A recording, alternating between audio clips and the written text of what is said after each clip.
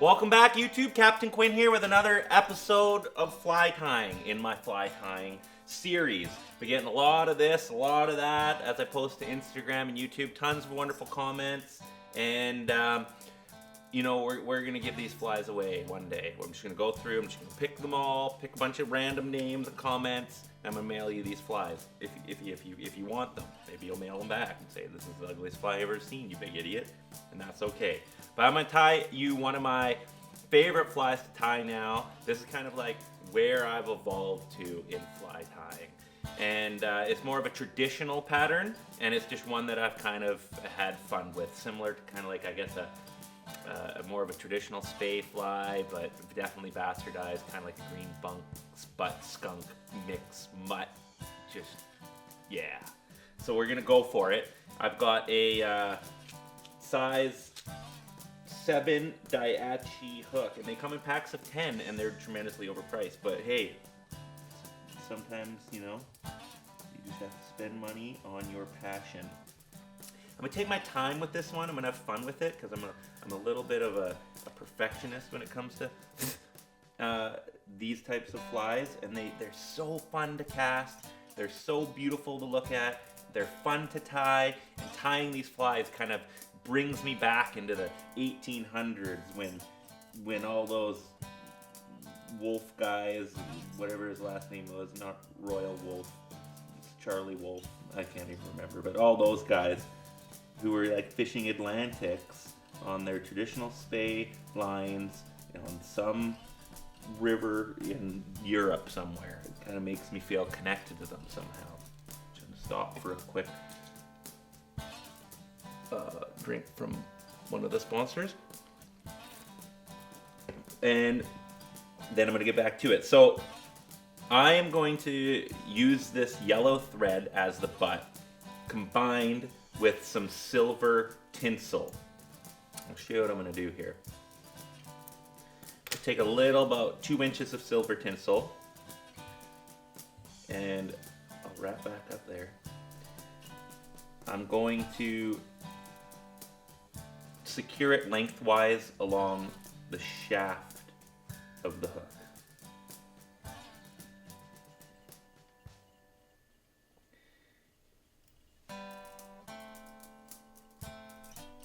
And I'm going to go back pretty far back down to right about where the shank of the hook starts to bend. And then I'm going to do 2 or 3 wraps back up the shank, and then I'm going to take the tinsel and I'm just going to do a tiny 1 wrap little butt there.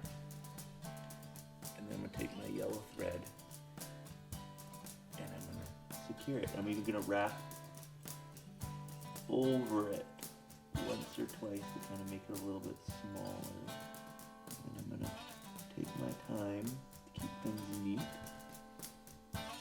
and tidy, and just aesthetically pleasing. I learned that word in Geography 10, aesthetics. Still don't know what it means. And I'm going to put a nice little green butt on this fly. What is that? Maybe a centimeter? And I'm going to pull this tinsel back out of the way, wrap forward a couple wraps, and then I'm going to do another wrap with the tinsel. And then once again, I'm going to secure the tinsel in place with the yellow thread. And then I'm going to cut the tinsel with a pair of scissors. And then I'm just going to go a little bit bananas here, and I'm going to wrap up and down the shank. Don't really need to be too particular here. Just kind of create a little bit of a body, a little bit of a foundational structure through which I'm going to finish the rest of the body here. Okay, that's good. Now what I'm going to use is probably my favorite material is golden pheasant crest, and it's just this most incredible stuff. It's from the crest of a golden pheasant, and there's his little beak right there. I have no idea where these where these birds come from, but they got some unreal hairdos. Reminds me of myself when I was younger. And I'm just going to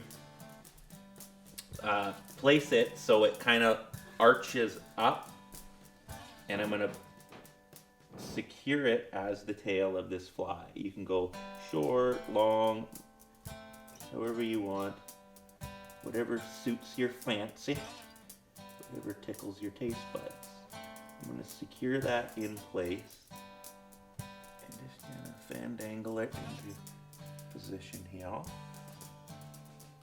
And then I'm going to wrap up the shank of the hook, securing it. Bingo, bango, bongo. And then I'm going to cut it off. And so now we've got our tag, our tail, foundation for the body. And then what I'm going to do now then is I'm going to switch the reds, make the body uniform there.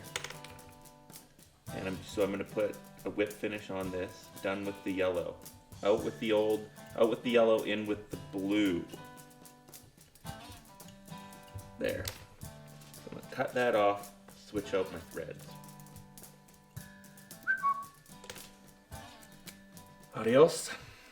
Hola. I am also fluent in Spanish, in case you didn't know. That is not true. Funny story actually, I failed Spanish 101 in university. It was the last elective I needed to complete my degree, and it was a 100 level course. I figured, hey, this will be easy and I'll learn another language. I was the oldest person in the class because I was on the Van Wilder program. I didn't end up graduating till my late 20s for a degree that I started in my teens, but had a few good times, bunch of good laughs, believe you me. Anyways, back to the story. The teacher felt bad for me because I was clearly putting in an effort but making no progress. I think I might have like a learning disability, and at least with languages. She said that if people in the class were interested in earning some bonus points, they could write a song in Spanish and perform it in front of the class for bonus points, and that would maybe catch them up to where they needed to be to receive a passing grade, and in my case, be able to finish their degree. And it was only one elective left, so I went for it. I committed, and I'm not a very musically talented person at all, and that's like very true. I went over to my buddy's house and I borrowed his ukulele, which isn't a Mexican instrument, it turns out it's Hawaiian, and I wrote a song, and I called it In Case You Didn't Know, and it's about me claiming to speak Spanish and eat hamburgers. I'll quickly sing it for you. I think I still remember it. Well, first let me just highlight the reaction. Maybe we'll just get back to the fly here. I don't know, do you want to hear the rest of that story, or do you just want me to focus on the task at hand? I'll see if I can multitask and do both. All I'm doing here is just building up a nice blue body for this fly. And that looks pretty hot and dandy. And then I'm going to take some silver tinsel and I'm going to yammer on about that story. And some golden wire right here. So same thing, I'm just going to wrap the body down, or the ribbing. This is going to be the ribbing, ribbed for his and her pleasure, I always say. And I actually don't always say that, but I'm going to start. And so you got the gold ribbing on the silver. I'm going to wrap the copper wire, use the copper wire as tinsel, as ribbing, and the silver tinsel as ribbing. And I'm going to wrap the copper wire over the silver tinsel. It's going to be double ribbed. double rib for double the pleasure. So then I'm going to keep that high on the shank of the hook, and I'm going to wrap my way. I should have probably done this before I built up the body. Just really working to make a nice uniform body here with some blue thread. There. I'm happy with that. I'm going to work my way back up the body. It's kind of like a wider silky thread. And so anyway, I ended up writing the song and I had to perform it in front of the class. I came into class and there was turns out there was a mariachi band in the class, and I just walked in a little bit late and they were finishing their set, and it was the most amazing. It was like the Gypsy Kings. Like I was doing a Spanish 101 class with the Gypsy Kings, and they did a performance and they got a standing ovation. And then I sat down in the front row and I had my little ukulele on my lap, and the teacher looked at me and said, "Oh, thank you so much, Gypsy Kings. Quinn, do you have a song you would like to share with the class?" And I was just so, I had such stage fright that I said no.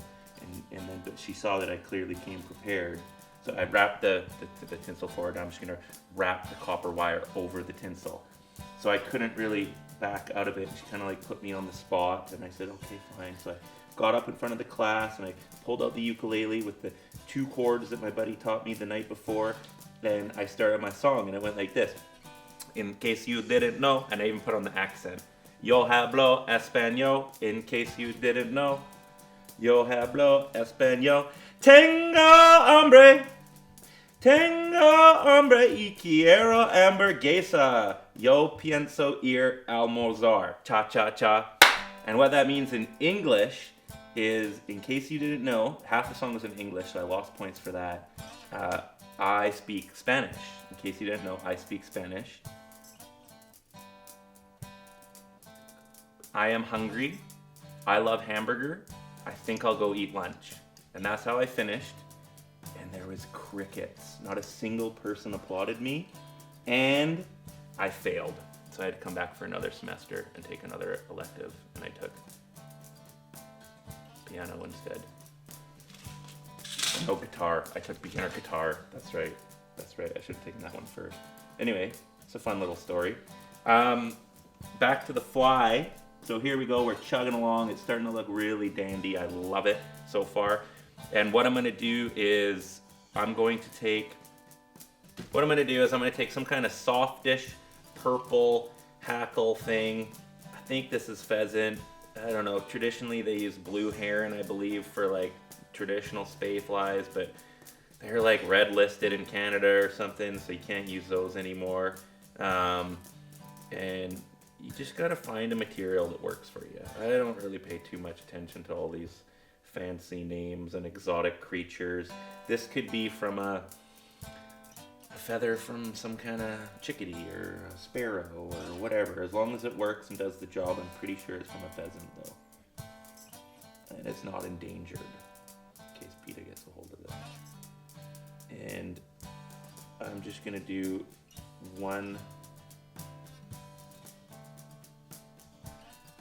2 wraps.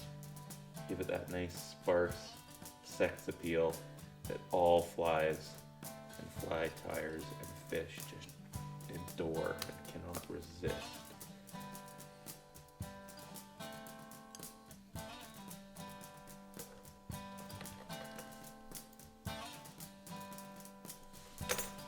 Tighten up my bobbin there.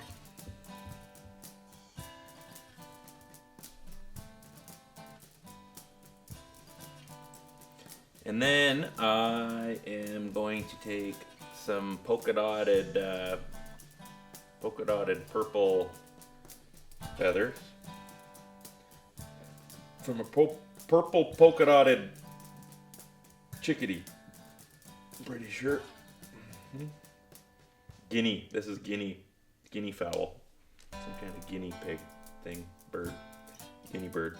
Guinea fowl. Guinea hen. Don't even know what they look like. Never even seen one in the wild. They're definitely not native to North America. Not the purple ones anyway. And then I'm going to secure that by the tip, wrap it forward, cut off the end, and then give her 1, 2, and it's just a little bit shorter hackle than two wraps is fine than the first.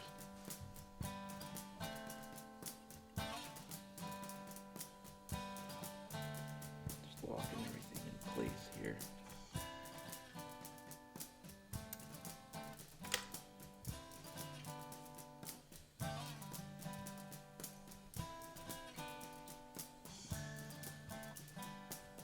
Good. Now that'll give it nice movement and action. Now what I'm going to do is I'm going to secure the wing. The wing. And what I'm going to use is I'm going to use white, what the hell is this stuff? Goose? Seagull? Maybe a seagull would work. Shithawk? This white shithawk. And it has to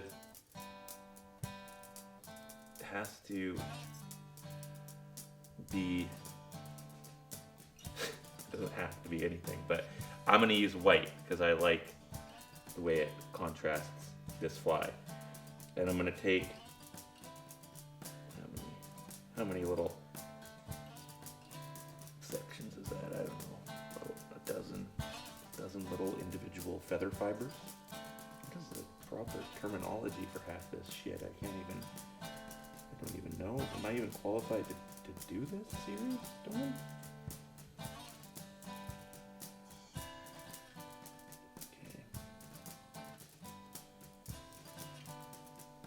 Okay. You want them to be the same size and width. And the wing that I like to do is, I just love the way it looks. I lay it across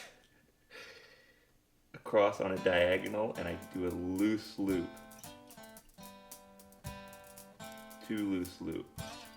And then I take the other one, and I have it so the long point of the feather is facing inward. 2 loose loops. Work it into place. And then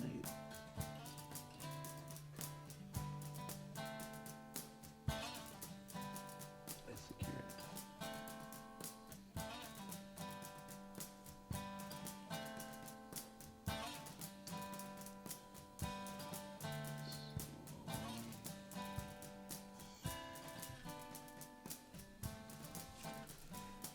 At the top, the ends off.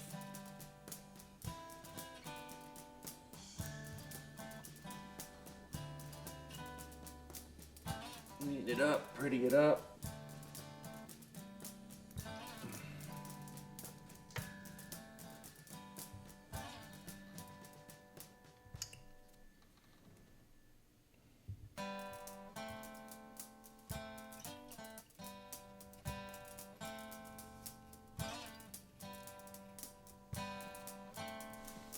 Finish her off with the old whip finish tool.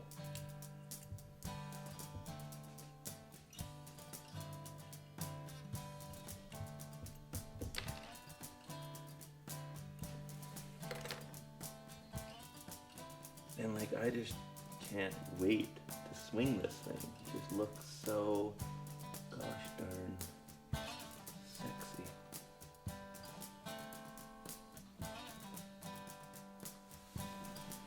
Beauty, I don't even know what to call it. Green butted, purple bodied, white winged, yellow tailed fly.